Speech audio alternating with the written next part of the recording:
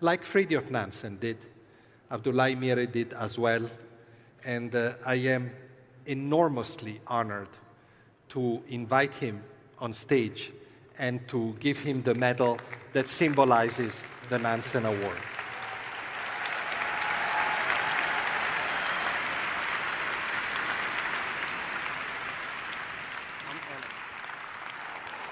I'm honored. Thank you. Thank you. Thank you. Thank you. Thank you. The medal.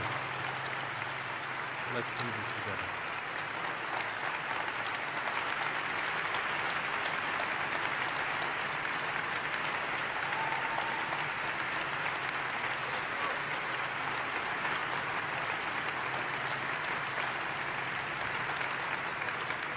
Thank you. Thank you. Thank you. I'm honored.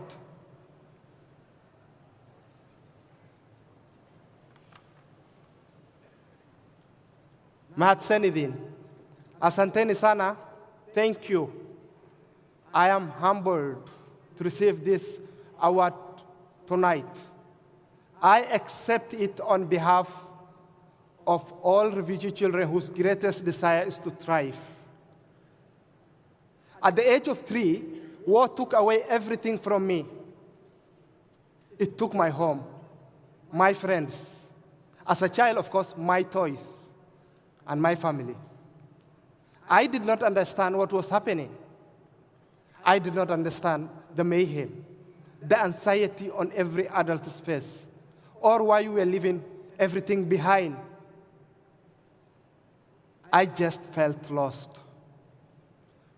When my family arrived in the Dadaab refugee camp in Kenya, I carried those feelings with me. At that age, my mother was my entire universe. As far as I knew, she made the sun come up in the morning. Turn out it is light at the night. She was the source of everything. My brother, sister, and I needed to survive. I am only here to receive this award today because of the undying love, dedication, strength of my mother, who felt her purpose in life was to help her children thrive, not to survive. She held tight to her values. She taught it to me, the values that come with me from Somalia, were nurtured in a refugee camp in Kenya and continue to give a purpose every single day. She valued education, of course, and valued agency. She told me, listen, you have to go get your education, Abdullahi. No one can give it to you, but once you have it, no one can ever take it away.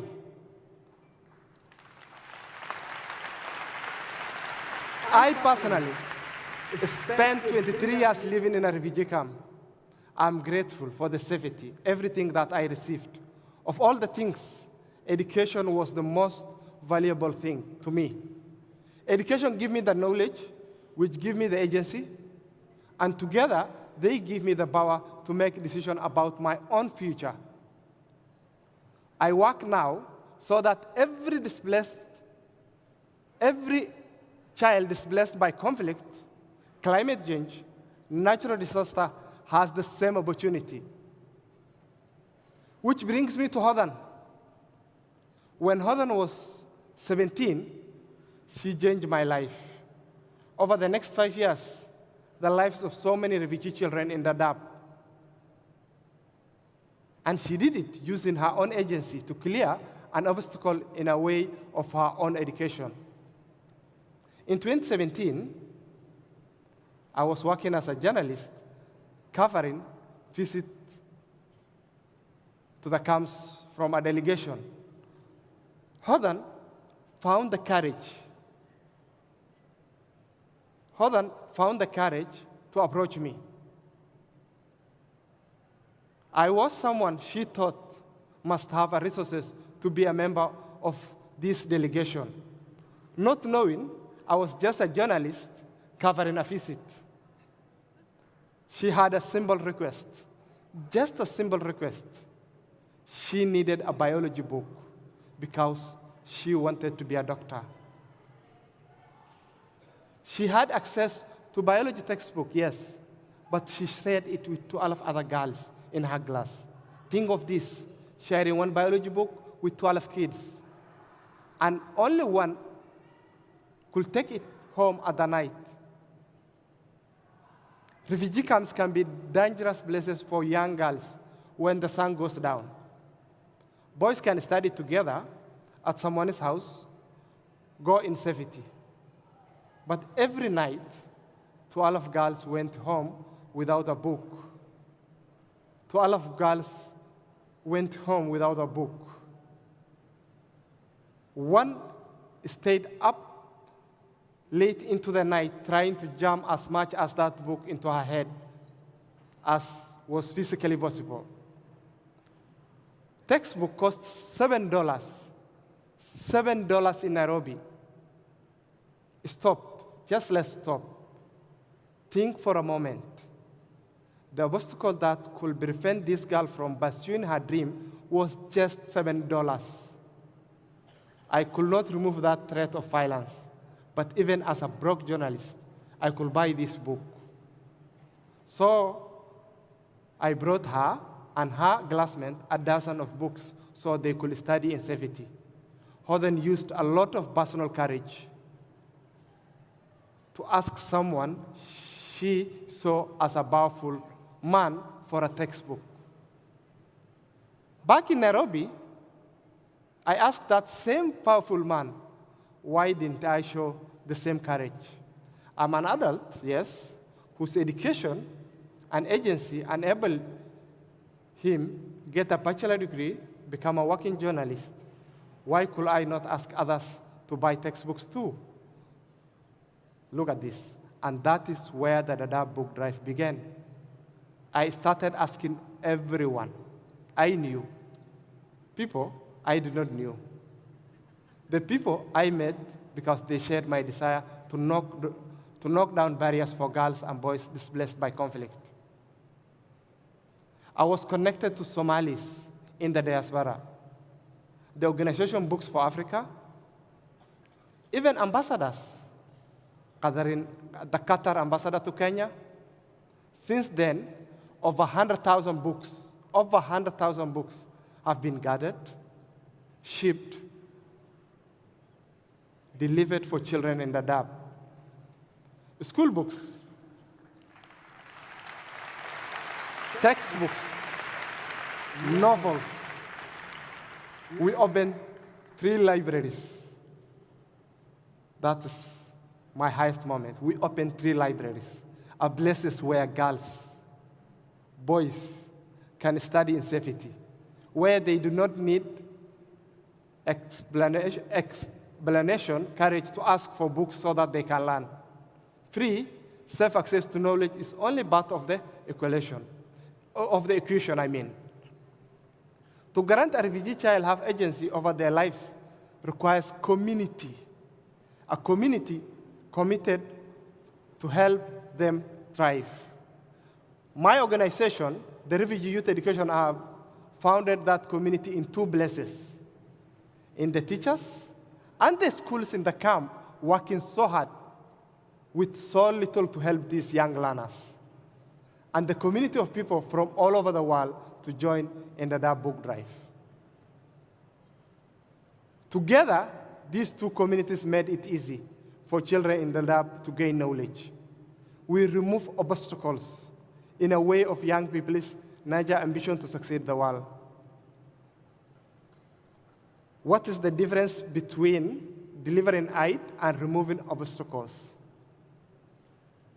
It is the difference that treats refugees as less than, needy, helpless, cheap on the ground labor.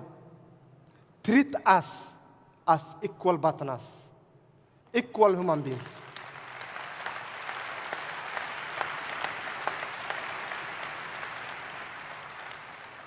Few weeks ago, I met up with Hodan, I met up in Hodan, where she is working as a nurse at a clinic in Dadaab.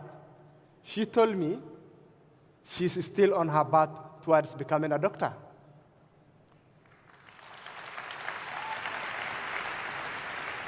So I want to do for you what Hodan did for me. I want to inspire you to rethink what you thought was possible. I want you to commit to a true partnership with refugees and the refugee-led organizations.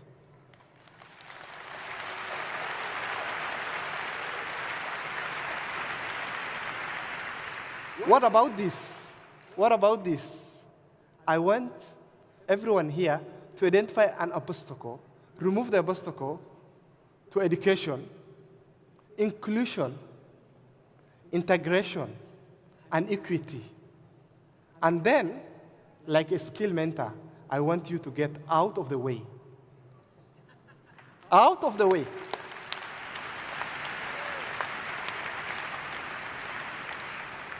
I strongly believe a refugee without obstacle in front of him or her, nothing can stop to reach their goals. Let the refugees thrive. I want to dedicate this award to the one who made my path easy and encouraged me to use my own agency to make a difference in this life. To my mother, thank you. Mahat Senit. Mahat Senit, you made it possible for me to thrive. You made it possible for me to thrive. And I want to dedicate this award to every child from my country, Somalia, from Afghanistan to Venezuela, from Myanmar to Middle East, from Congo to Central America, who has been scooped up in someone's arm as they ran because anywhere was safer than here. Because you deserve an education and the opportunity. Be the author of your own future. Mahat Senidin, thank you. Thank you. Thank you. Thank you so much. I'm humbled. I am humbled.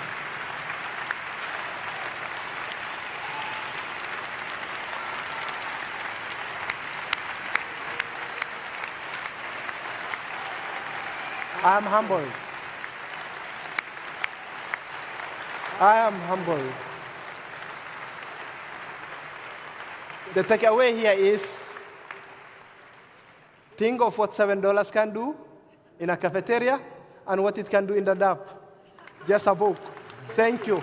Thank you. Thank you. I'm honored. I'm honored. Thank you, Abdullahi. It's a life.